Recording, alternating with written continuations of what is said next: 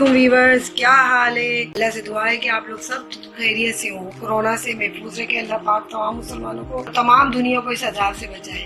दुआ के बाद रेसिपी का आगाज करते हैं। बिस्मिल्लाहिर्रहमानिर्रहीम। आज हम बना रहे हैं लॉकडाउन के हवाले से डालगोना कॉफी। जी हाँ, ये कॉफी रेस्टोरेंट वाले कॉफी शॉप में जाके लोग पीते हैं। लॉकडाउन की वजह से लोग घरों में महसूस है, तो इस वजह से हम आपको ये रेसिपी शेयर करें। इसके लिए हमें जिन चीजों की जरूरत है वो है 2 टीस्पून कॉफी, 2 टीस्पून चीनी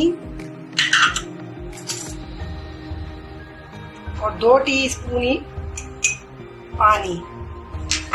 अब हम इसे फेंटना शुरू करेंगे।